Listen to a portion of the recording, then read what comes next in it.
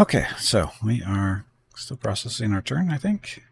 Nope, we're not done with that. We're just going through and making sure nobody's doing something if they're supposed to be. He's not. He's not. You're supposed to be. Where is this? So this is one of our little spellcasters. He's a new guy, so stay behind your troops and go over there.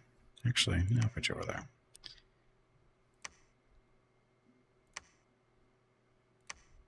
Not moving. Stay there. Researching.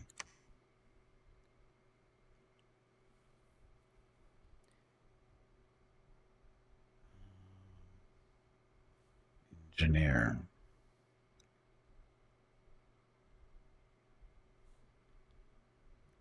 I think we're good on afflictions and stuff, right? Oh, I still have 2 being cured. Not sure where that was. Stay there. Zephyr. So, I don't know if you're new or not. Bob and Jeff are here looking for reinforcements, so.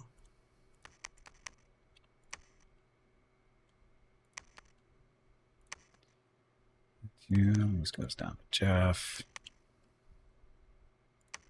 So Jeff's at 70. Bob's at 6. Okay, that works. New guy.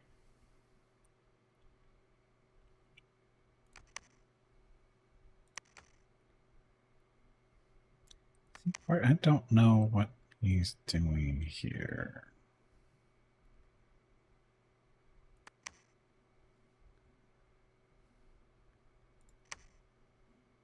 Yeah, that guy's going up there to build a laboratory there. Jeff has got boots waiting for him, doesn't he? Jeff's going to get the boots of quickness so he can age a little bit faster, but he's a dwarf. Who cares? But he gets to run around in combat faster. So just charge in and go kill stuff. He's our prophet. He can do it. He generates fear. He doesn't have regeneration, though. That's what the priestesses are for. They can fix him up. Okay, so I think we are.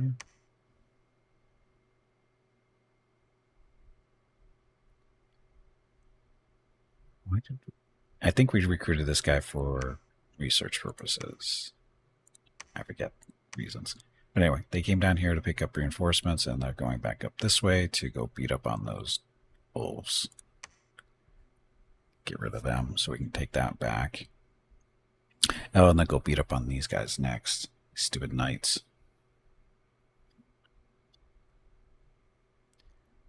Oh, and these guys over here are totally helpless. I mean, not totally, just not the biggest army. Well, whopping 18 units plus a leader. Basically, Jeff and Bob are coming up here to rescue these guys. Still don't know how they got out here, but they're there.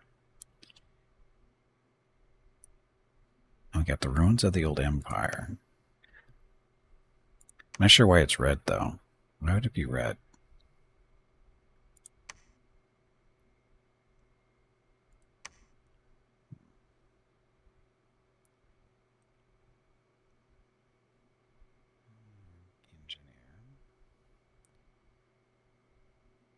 Fortress. He doesn't really have anything really to do.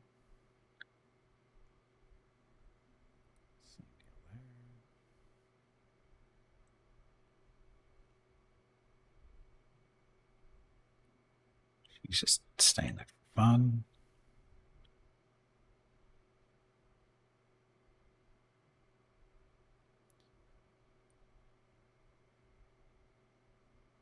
New people. She's defending.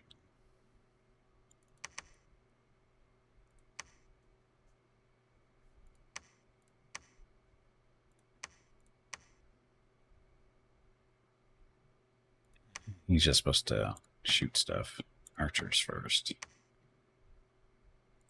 And he also is supposed to be behind the crossbow guys and buffing them up.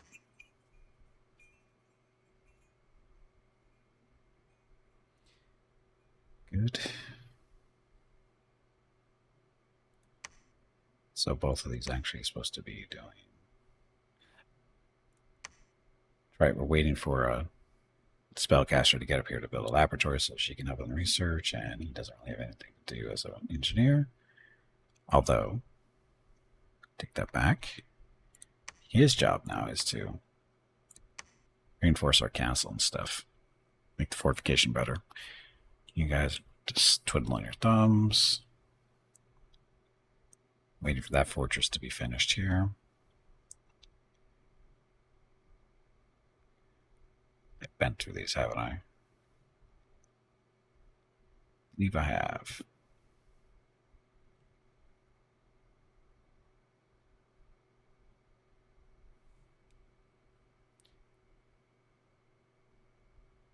Yep, we're done.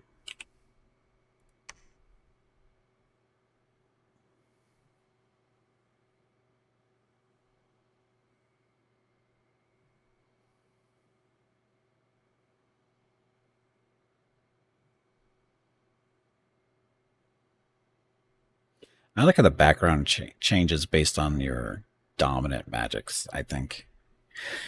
Because it's kind of brownish, because they're mostly earth magic. When you do blood, it's mostly red. When it's death, it's kind of purplish. Thorak has cast enliven the gargoyles. So, how many gargoyles did we get? Decent amount. Looks like 10. But you guys. Crossbows.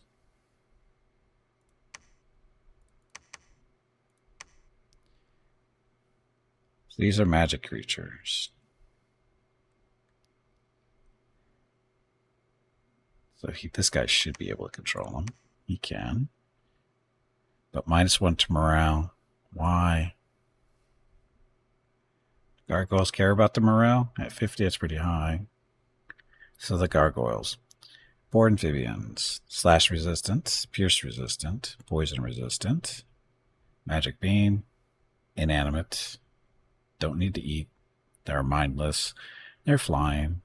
They never heal. And they're spirit sight.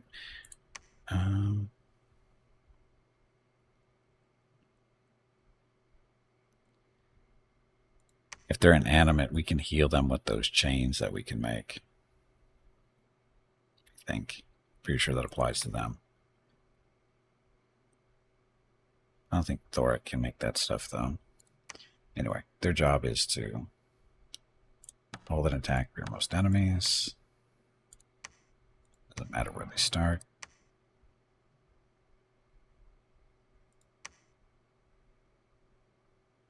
This is our engineer. He's supposed to buff the crossbows in front of him.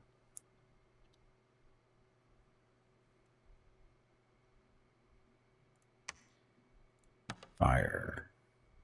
Archers.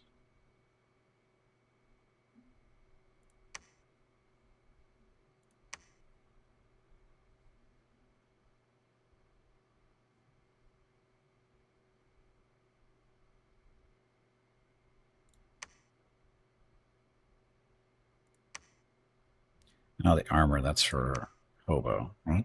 It goes for Hobo.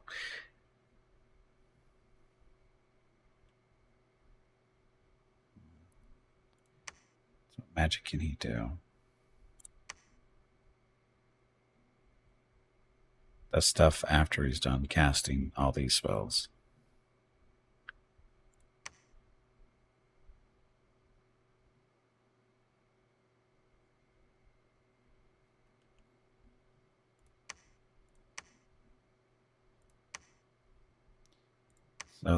So reconstruction. Magic will repair an object and return it to its intended shape as soon as it is altered. This is great for inanimate objects that have been damaged. So yes, this will work on the gargoyles. So do that.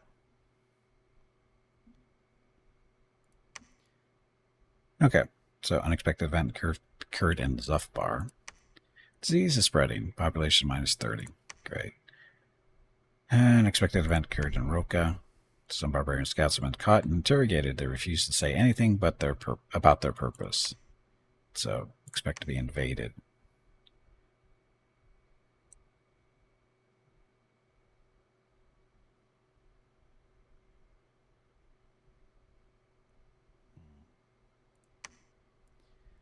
Albania. disease is spreading here too. So much disease.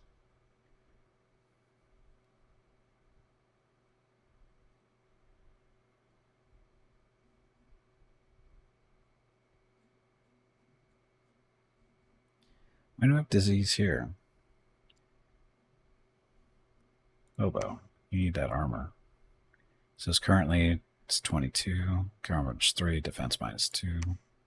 This stuff is the magic resistance. 23, defense -3, encumbrance. It's okay, he doesn't move a whole lot. It's all about the magic resistance for him. His magic resistance up to 25 now. Got a Dominion bonus. Magic bonus, that's from the armor, I think. He's pretty tough. Okay, Hobo. Still waiting for the palisades to get built, so research. Need that patrol at the moment.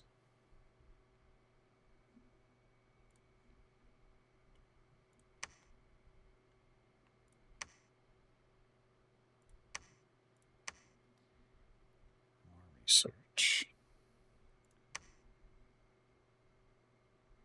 Patrolling troops killed those guys in Silver Grove.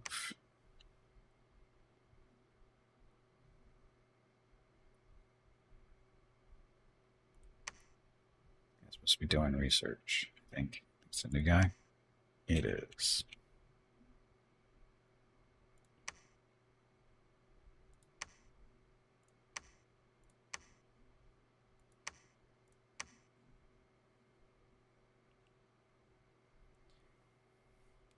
So, engineer.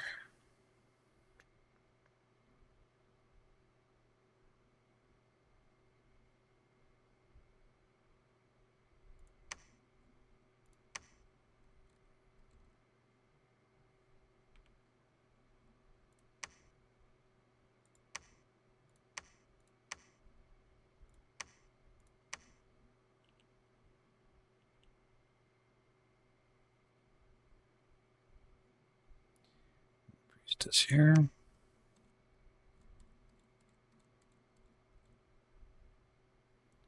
Or not.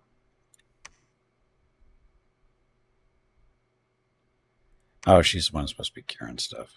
I think we're good here, finally. Maybe.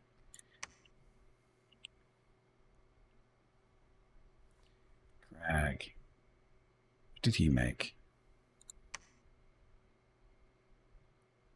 He's got the earth boots on, so he didn't make anything.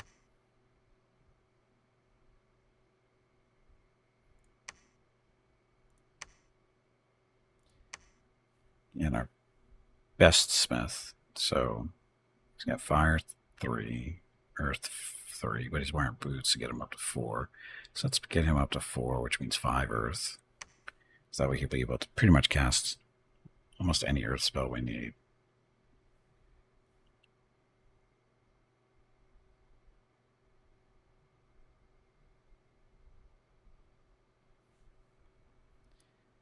And you're here to build a laboratory. Castle's still being upgraded. Priestess, you have to wait until that's done. Then you can research for us. These guys are still waiting for Jeff and Bob to come up here and save them.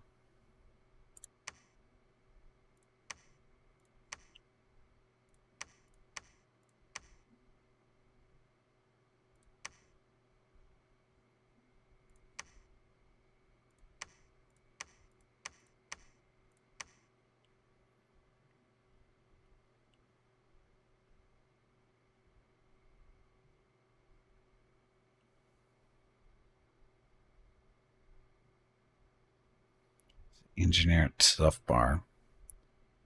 I believe you're supposed to be building stuff here still. Yep. Gotta make Zuffbar the really nice fortification area.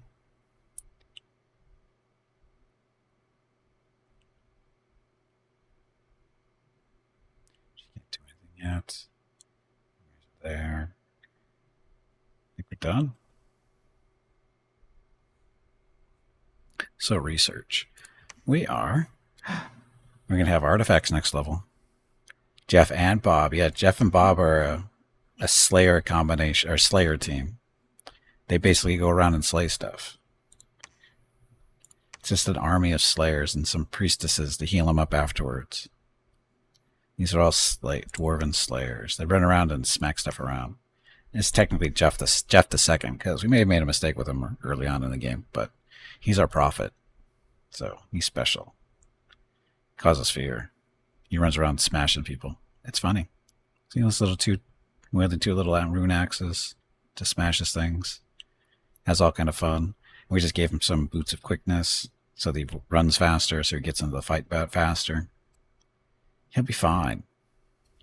He's totally fine. He's got more armor. He doesn't wear armor yet. He has more protection than somebody in a full... Hobo is our glorious leader, full suit of magic-resistant armor and stuff, and his defense isn't as high as Jeff's. Because Jeff's special. More special than the Pretender God, Hobo. Which is funny. Anyway, next turn.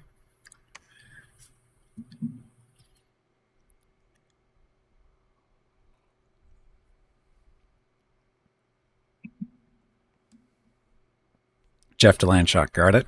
Pretty much. Except he doesn't go underground. He just runs around on the top, just swinging his axes everywhere. Research and construction is completed. Oh, wow. Look at all these completed, too. We should go fix this stuff. So, alteration level 5.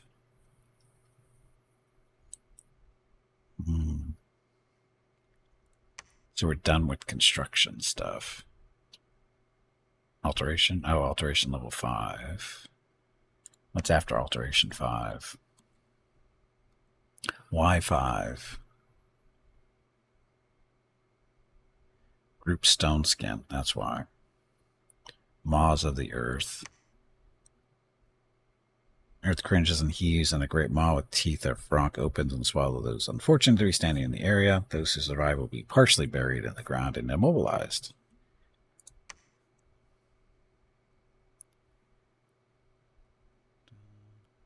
Earth gem alchemy. Transmutes gems into metal, so turns 10 gems into 300 gold. Group iron skin. Area effect 3+, so it's still not too bad though. Make a little group of your troops in it with all stone skin. Iron Bane. The armor of all soldiers on the battlefield will rust and become weakened. Weakened armor can be destroyed by a hard blow from a weapon. Magical armor is not affected. So the entire battlefield.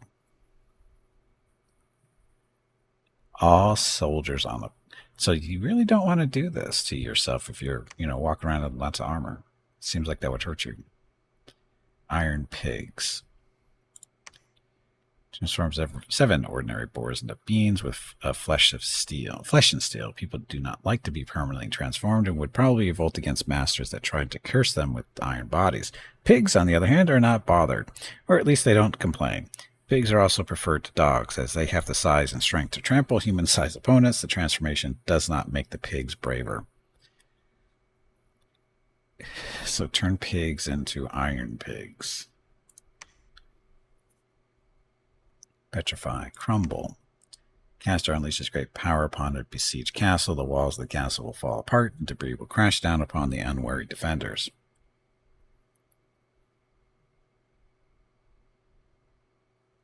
Ranges 4 provinces, so that's good. What other good stuff can we do? Marble warriors, iron walls. Wall integrity increases by 2,000 points. Walls are magic and ethereal units cannot pass through. Lasts longer if additional gems are used. Okay, so how long does that last? Enchantment is dispelled if province is lost.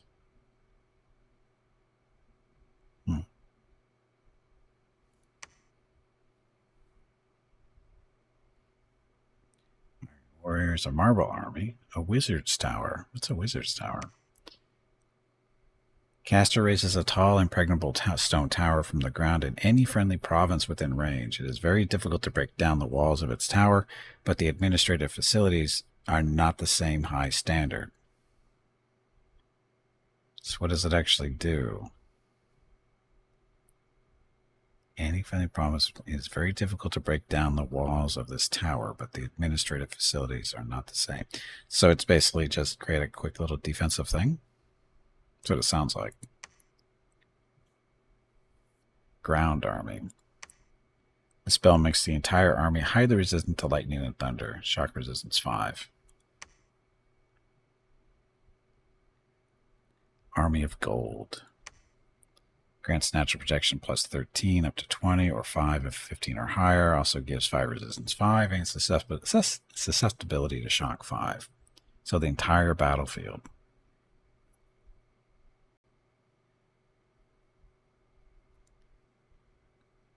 That would be useful, except for the earth gems required.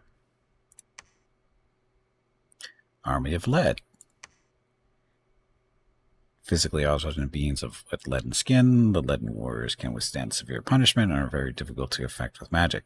As a side effect, the targets will take additional damage from lightning. So similar to the gold. Basically the same idea. Army of Bronze. Our army is physically alternate beings with bronze skin. The warriors can withstand severe punishment and become incredibly strong. As a side effect, they will take additional damage from lightning. So again, same thing, different resistances. Didn't want to go that high.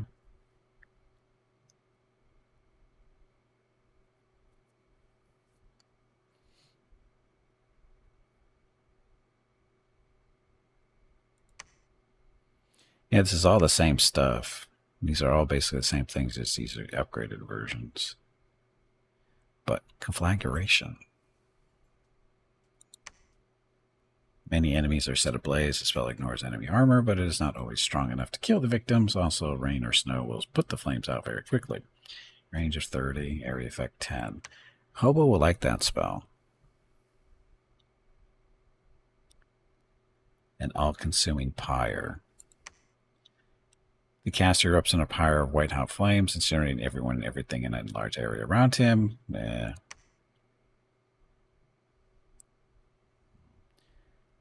Alteration. Evocation. So we already have 3.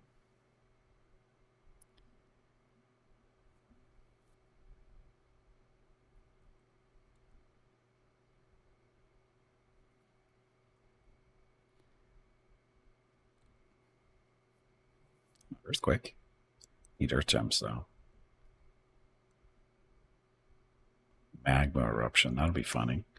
Shower of magma rock shoots out from the ground. Anyone standing near the eruption will find themselves struck by the full force of the spell, and only very heavy armor can help them survive it.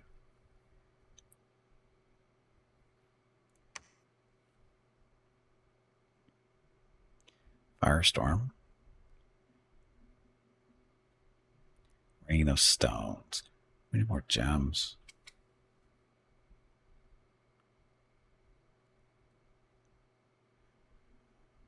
Volcanic eruption. This is a spell we cast. Someone on someone else.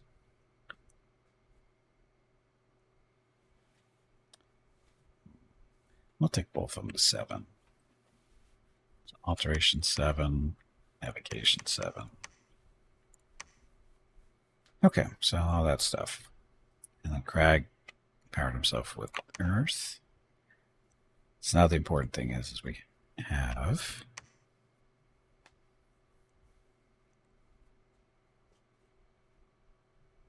we have artifacts now. So, Forge Magic, oh god.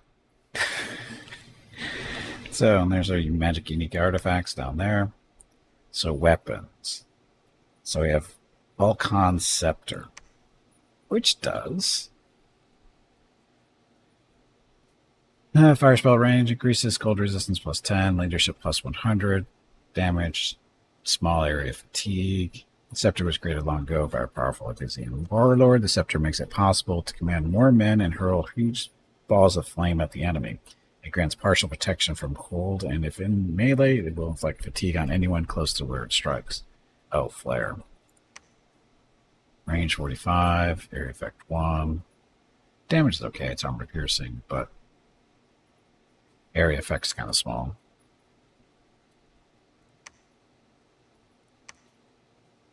Unquenched Sword. So, start of the battle, heat from hell. Entire battlefield is struck by heat worse than that of the hottest of deserts. This heat soon renders all units on the battlefield unconscious, after which death is certain. The spell is most effective in warm provinces. I don't think we'd want to do that. It's not really conducive to our cold stuff. Ember. Single-handed weapon. Resistances. Small area frost and fire. Small area of fire. Come on, you pansy, get back in there and fight. Ember is a sword that is cold and hot at the same time. Where Ember strikes, fire and frost will strike as well, killing the victim and anyone foolish enough to stand too close. The wielder of this sword is granted resistance to both heat and cold. Isn't death always certain? Eventually. Eventually death is certain. Winterbringer. Falling Frost. So, bolts of breathtaking frost bombard an area. Cold resistance and armor will protect the targets from damage. The spell can strike targets far away, but takes longer time to cast than most other evocations. So, area effect 10. That's a decent size effect. It's inaccurate, though. It's armor piercing. That would actually not be too bad. Oh, and also gives you a retinue of 1 to 6 winter wolves.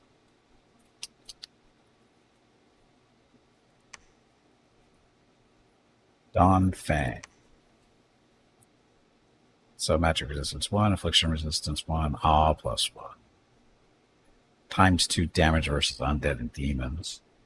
At the dawn of time, a great Enkidu, a hero crafted a set of magic weapons under the tutelage of the sun. Now known as a Dawned Warrior, he forged the first kingdom. His items were crafted from bronze and set with lapis lazuli, the stone of the sky, and the kings of old. Under the rays of the sun, the items grant their wearer the prowess and splendor of the sun himself.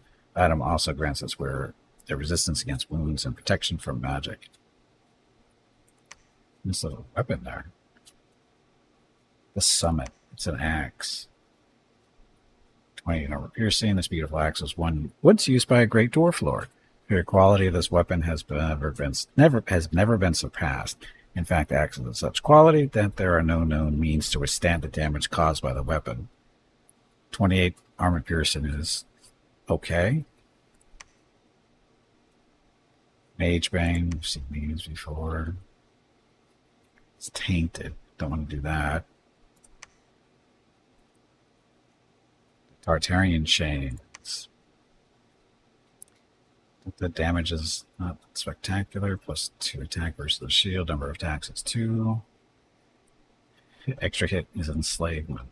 So the ancient god who once wore these chains is unknown, but the purpose of the chains is not. They once held a fallen god captive in the underworld, but he apparently broke free. Since the chains now exist in the world of men, some of the power of the captives is still retained in the black iron of their coils. When swung, the chains will hit with tremendous force, but their primary power is that anyone surviving the force of the blow runs the risk of having his soul enslaved to the wielder of the chains. The chains have a downside, though. Anyone who wields these chains will soon find himself attacked by guards of the underworld. Hey, Banner, welcome back. Sharpens tooth. So, deadliest poison. Poison resist 25, assassin's patience plus 2. So this is an assassin's weapon. The deadliest poison, 75. Armor negating. That will kill a lot of things. Most venomous worm ever known to have lived. It is now empowered with 2 sets of runes. The first amplifies the potency of the tooth's venom and enhances the poison resistance of its wielder. Second rune will grant the wielder extreme patience and enhanced awareness of his surroundings, which can make an assassin extremely efficient. There's no handle as such, but the base of the tooth is wrapped in angel skin to nullify the otherwise baneful effect on the wielder. It is so venomous that it will affect even poison-immune creatures. And then the dimensional rod. Master Magic Wand, spell lines, quickness, tainted, causes insanity, so what everybody needs to use. Yeah, that was just one-handed weapons. Two-handed weapons. So the Sword of Justice. Prison of Fire. Shackles of fire will trap a group of enemies if the victims try to escape. The shackles become exceedingly hot, otherwise the heat stays bearable. A high morale is required to fight the heat and escape. Trying to escape may very well kill a weaker man. So don't try to escape is what they're trying to say. So Tempest. Tempest is a two-handed weapon. Thunderstrike. During a thunderstorm and tempered by lightning, the sword crackles with hisses, striking enemies with lightning. The wielder of the sword is resistant to lightning and may send thunderstrikes against his enemies. But the storm, that screws us over with range stuff. Trident from Beyond. Water Magic 1. The Soul Slay. It's a lot of damage there. Anyone struck by this trident will risk having his soul torn to pieces, so even the smallest scratch from this weapon can be deadly. Mindless units are immune to its soul shredding effect. Stone Sword. This mighty sword will strike everyone in its vicinity with petrification, including the wielder. Only those highly resistant to magic will survive. This one it grants magic resistance for. Area petrification, though. Hammer of the Forge Lord. Oh, here we go. So Forge bonus 4. Two-handed weapon, small area of fire. A very sturdy sledgehammer made of the blackest dwarven iron. This hammer was made by an ancient Vanheim dwarf to help him in battle and in his craft. It is enchanted with the magic of fire and earth. When it strikes, it unleashes tremendous heat, and when swung in the forge, it will ease the burden of the smith and facilitate his work. Forge bonus 4. It's not that much better than a dwarven hammer. And Staff from the Sun. Two-handed weapon. Fire magic +1. Temporary fire gems. Mighty astrologer who stuck the sun discovered the branch of some kind struck from the underside of the sun after his recent whatever. So stuff. So there's some not bad stuff there. Bow. Bow of the Titans. He's a really strong man to use this very large and exquisitely ornate bow. But a strong man can use the bow to perform the most miraculous shots. He will be able to fire arrows at targets in another province and use it in combat to fire giant arrows with unlimited range and perfect accuracy. So the Seeking Arrows can actually shoot at people in different provinces. Strength required of 18. Number of attacks 1 every 2 rounds.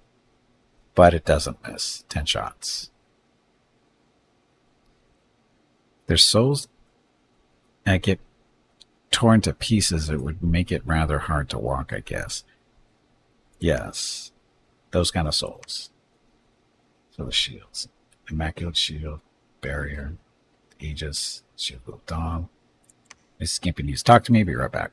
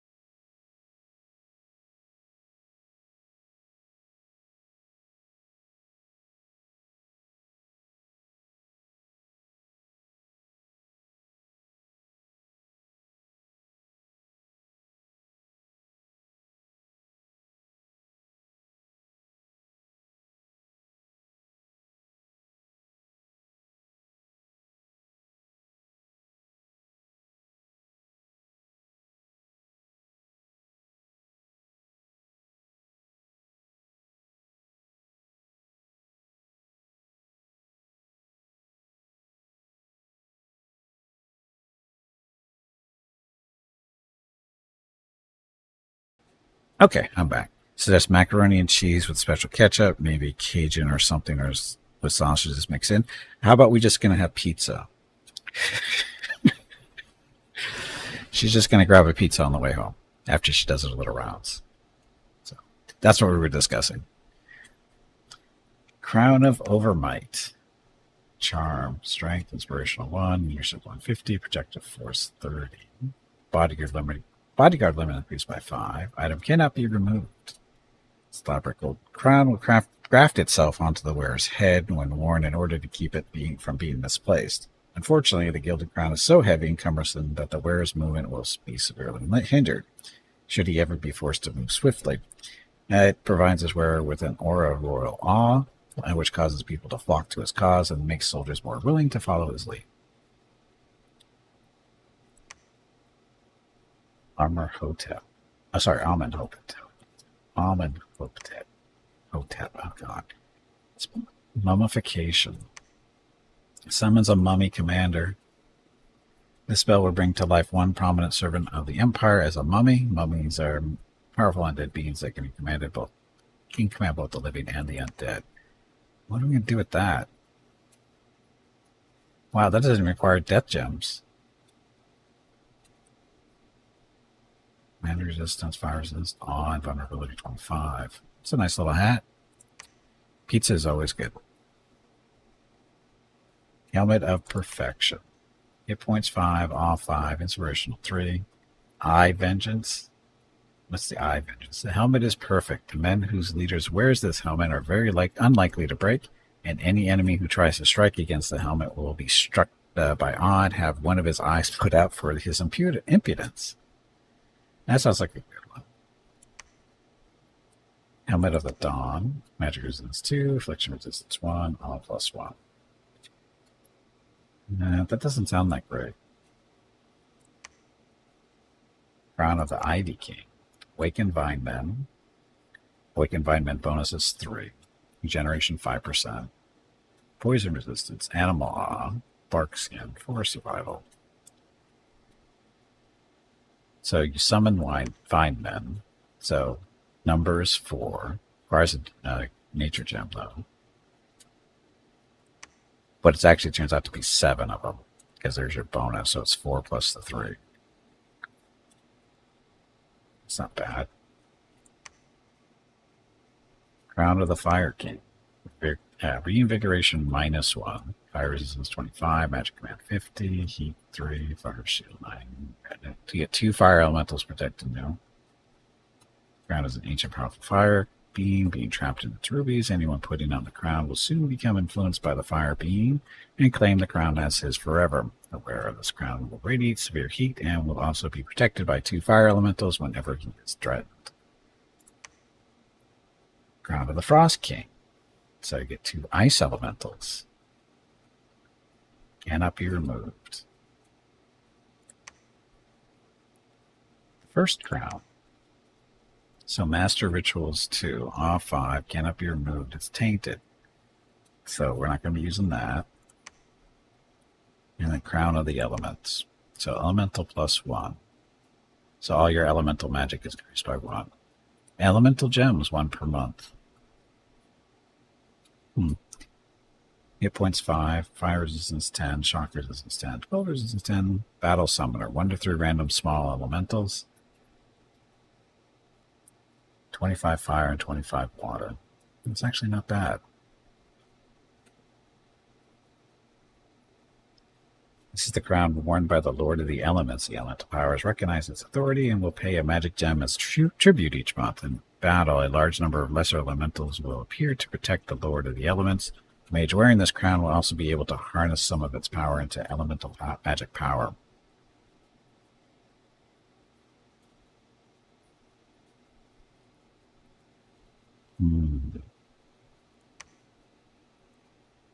Too low level. What are we missing? Fire magic 4 and water magic 4. Yeah, we don't have that yet. Okay, so there's the hats. Armors. This armor. Golden full plate was crafted by the hero Asphertic to wear in his battle against Hercathor of the Black Coven. The armor is more skillfully crafted than any other armor ever made. Only the black monolith armor worn by the Lord whom Asphatic fought is heavier. The armor is said to have protected the buff from the magic of the Black Coven. Hit points 15, magic resistance 4, morale 8, cannot be removed. Body protection 30. Encumbrance 4, though. Monolith armor. This is the other one they were just talking about, right? Hit points, regeneration 10%, protection body 34. This unbelievably massive armor is crafted out of the black obsidian. That black obsidian is so heavy that it seems immovable. Indeed, were it not for the powerful spells welded into its construction, the enormous weight would render the wearer immobile. As it is, the wearer will be able to move only with tremendous exertion. On the other hand, the wearer will be rendered virtually impervious to any sort of harm, and the wounds upon his flesh will close at awesome speed. The wearer of this massive armor will also be almost impervious to fear.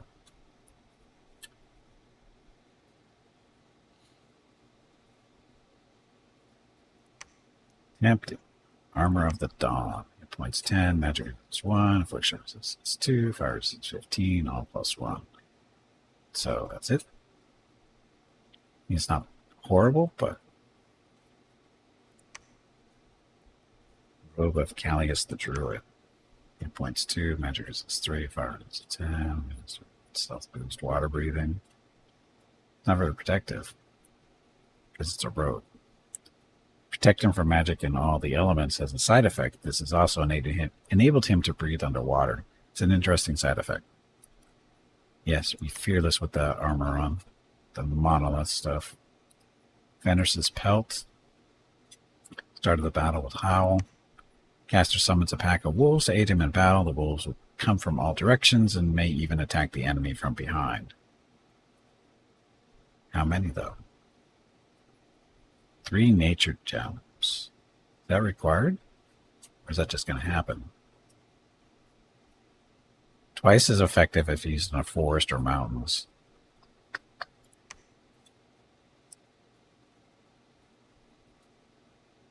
Instant berserk, swiftness 50. Like kind of the awe of the father of all wolves. It is coal black, shaggy, and huge. The pelt will imbue the wearer with the strength, speed, and rage of the father of wolves.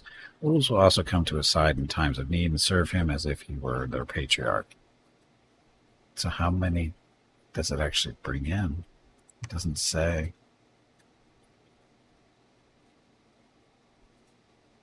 I'm guessing this isn't a requirement because it's built into the item, right? Wonder how that works. Anyway. Armor of Virtue. 2 points 10, all 4. Turning on damage and plus. So this brilliant armor blesses the wearer and protects him from harm and malice. Enemies stand in awe when confronted with the virtuous hero wearing the armor, and should they strike and hurt him, the armor will instantly take him home, away from any enemies. Well, that would be bad if it was an important fight. Stuff. Grasping Earth Spider, Magistrates.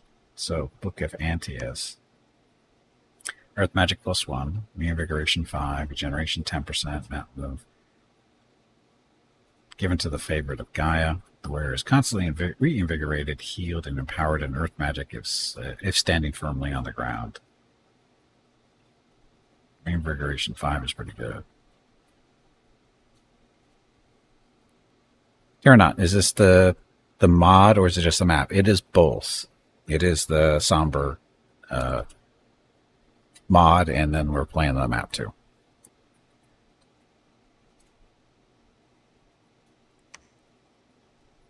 Sandals of the Crane. Oh, look, you get Blink auto spell. Caster creates an instability in space that transports him to another position on the battlefield. The mount, if any, will also be blinked away together on the with the mage. Me. Boots of the Plains. Teleport. Makes you ethereal. It's tainted. With this spell, the mage can transport himself to any province in the world. Only those very, very far away are out of range of this ritual. Range is 6 provinces. But the whole tainted thing. The Boots of the Druid. Reinvigoration 10, that's good for survival. That's very invigorating. It's a lot of gems, too. Worm skin boots. So hit points, magic resistance, regeneration 20. Wow. Water breathing 2. Once put on, the boots will bond to its wearer and cannot be removed as long as he is alive.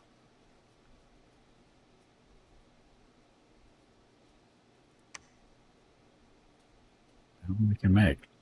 Look at all the trinkets. So the ruby eye, fire magic, water gems 2 per month. Fetish, fire gems 2 per month. Causes disease. Arc. Arc. Balance. This divine artifact will cause blindness, disease, and death to fall upon all that are not sacred in the eyes of the coming god. So basically you want your whole army to be the sacred units, otherwise everybody dies.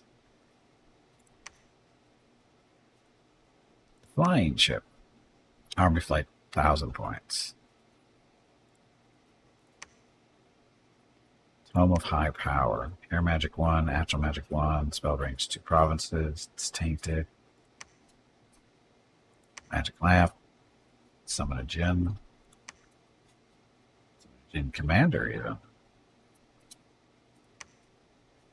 Lamp contains Alakazam, the Almighty Djinn. By performing a simple ritual, the lamp can be destroyed and the Djinn will be released. Grateful for his release, Alakazam will serve anyone who releases him. Maybe. Corpse Bracers. Reinvigoration 3. Magical steel bracers were specifically made for the Warlord Krupp. The bracers not only increase the defenses of their wearer and the strength of his armor, but they also reinvigorate him so he can fight for a very long time without tiring. It's not horrible stuff, I guess. Dropmere. It's a ring. Gold production, 400 per month. A golden ring of dwarven craftsmanship. Every night it gives birth to 8 identical rings. Really?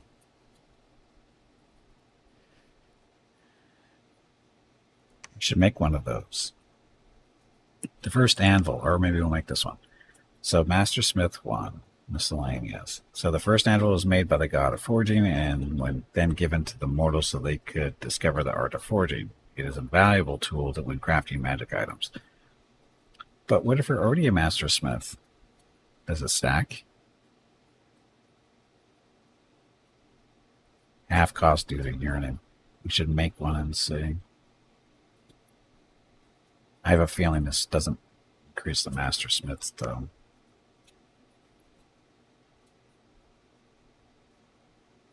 First of all, the Pocket Knight. Miscellaneous. First of all, the Pocket Knight is, as his name implies, a pocket knight. He was made by an unknown craftsman long ago and has since shown up in various battles throughout the ages. Percival looks much like any knight, except that he is made out of tin. He also behaves much like an ordinary knight, except that he lives in a pocket. When the horns of battle call, Percival will charge out of his owner's pocket, land on the ground, grow to full size, and deliver a fierce battle to the enemy. Now, Percival's main diet is lint, and with an occasional shot of tin polish. Alchemist Stone. So all kinds of resistances. Alchemy bonus 50.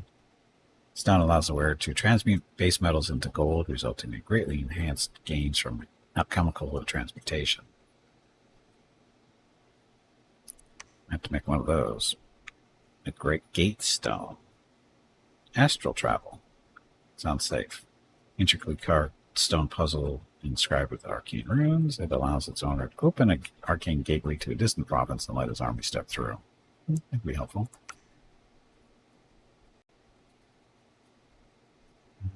Atlas of Creation. Record of Creation. This large tome is filled with truths concerning the creation of the world. When referencing your current location on the indisputable truths of this tome, you can find all sites of power in your vicinity. Oh, we definitely want to make one of these. Except the tainted part.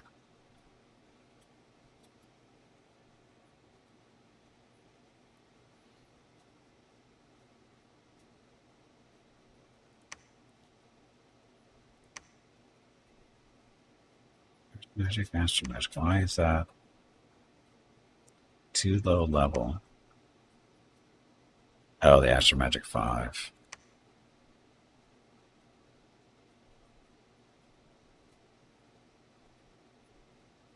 Need to bump up somebody's Astral Magic to get that thing going. Bell of Cleansing. As soon as a hostile demon comes close, the bell will chime and send powerful blasts at the demon. Range 15, area effect 1, precision 100. It's a little bit of damage. Come on, Take a while to kill a you demon, pansy, get back in there and fight. Orb of Atlantis. Summon a lesser water elemental. Friendly currents. Water breathing 600 point size. Dome of the Ancients. Magic resistance.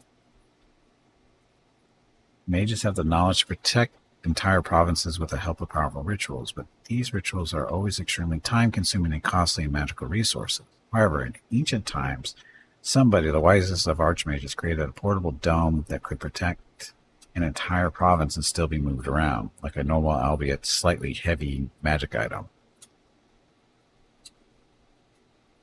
Ritual warding dome. So what does it actually? Protects the province that it's in? I guess? The Forbidden Light. Solar brilliance during combat. It produces fire gems 1 per month. Fast aging +1. Tainted as well. Solar brilliance. The sun starts to shine with a brilliance that destroys the retinas of all soldiers on the battlefield and burns all undead and demonic units to cinders. All units. Chance of being blinded. Easy. Magic resistant negates. All undead and demonic units. 5 AP armor piercing damage. Easy magic resistance. That's not that great of an item if it's easy magic resistance. Nethgul. What's this?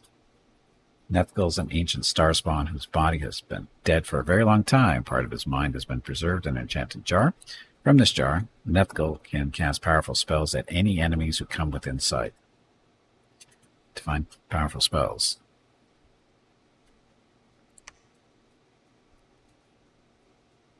The Green Eye. Autospell Sleep. It sleeps anything that comes next to it. Oh, but that replaces your eye. Wondrous Box of Monsters. Grow a monster. When opened in battle, random monsters will start to appear and attack the owner's enemies. In rare cases, the box may malfunction and pop a few monsters and try to kill the wrong side. Fountain of Youth. Slows down aging in province 75%. Nature magic level 3, fire magic 5. So we don't have anybody capable of casting this. Midget's Revenge. Hit points 10, strength 2, attack skill 3, defense 3, invulnerability 20. That's pretty good. Once upon a time, there was Gustavus, who was a little person. Even though he was little, he was large in his faith and prayed every day to become larger so he could punish the large people who were often cruel to him. One day, his god was in a good mood and gave him an amulet that enabled him to take revenge upon the people in his village. Gustavus was killed by a mob shortly after he had killed a substantial number of the villagers. The amulet can only be used by units with a natural size that is smaller than a human.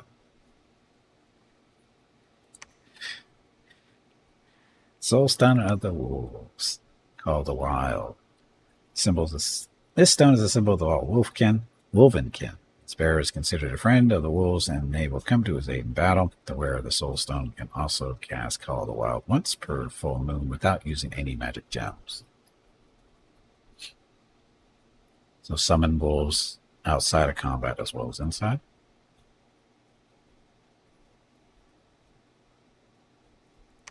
Hey, bag of water, it is time to take a break. Go stretch your legs. This break supports the purchase of Rocket's treats. If you would like to help Rocket feel like a puppy again, please visit gimpyknee.com/support, or you can watch the ads during the break, or you can type !treats in chat.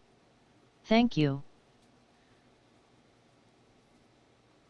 Your next break is in 1 hour. Look, it's the Holy Grail. Spell banishment with this prayer. With this prayer, the priest smites undead beings with the power of his god. The undead will take damage unless they manage to resist the banishment. but slows down aging 100%. Healing 5. So basically heal everything there. It's tempting. Tomb of Gaia. Earth Magic 1. Nature Magic +1. Great help when using Earth and Nature Magic. You get somebody level 2 with Nature Magic, you get that one. Silver Arms. Hit points 10, Strength 4, Extra Arms 2. 4 arms instead of 2 like mortal beings. By attaching these arms, a mortal being can get power close to that of the gods and the ability to wield 4 weapons at once. Orb of Elemental Fire. Fire Magic 1. Fire Gems for 1 per month. Fire Elemental Power and Power 1. Heat 3. Elemental Air. Air Magic 1. Air Gems. Air Elemental. Elemental Orb of Water. Orb of Elemental Water. And, of course, Earth. So, Earth Magic 1, Earth Gems, Earth Elemental Empowerment, Reinvigoration 2. Strength required of 16, though. And last, the Quintessence Chest. Wow. Look at all those temporary gems you get to bring into combat. This marble chest is covered with quintessence. Quintessence. Source of all magic. On the inside. On its inside. Inside its magic gems of all type will grow just for being surrounded by these magic gems and pearls are short-lived, however, and once removed from the chest, they must be used instantly. It's heavy.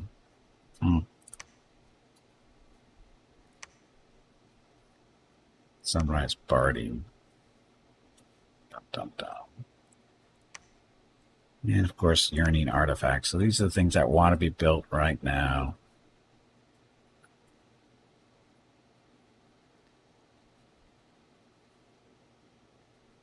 Pocket Lich.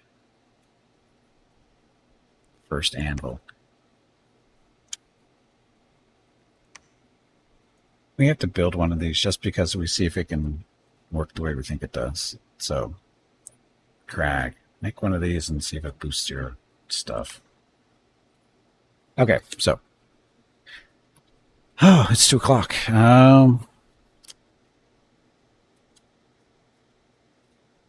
That is unfortunately going to be it for today for Dominion 6. We'll continue here next Sunday. However, the stream is not over. When I get back from break, we'll be switching over to Cataclysmo.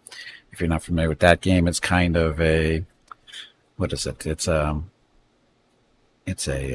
tower defense type game. Basically, you build a little colony, build walls around it, recruit people, harvest resources, that kind of thing, and every night little creatures come in and try to kill you. It's a fun game. Really, it is. It's currently just did enter early access earlier this week, I think, and I just was playing it on Wednesday. I played the demo ages ago and was been waiting patiently for it, so we're going to be taking a look at that when I get back from break. So it needs more reading. It does. It does. That's not even the surface of it. So anyway, like I said, going to take a break, get some water and that kind of thing, and we get back, we'll be playing some Cataclysmo. So thank you all very much for watching. I'll be back shortly. Enjoy the dog video.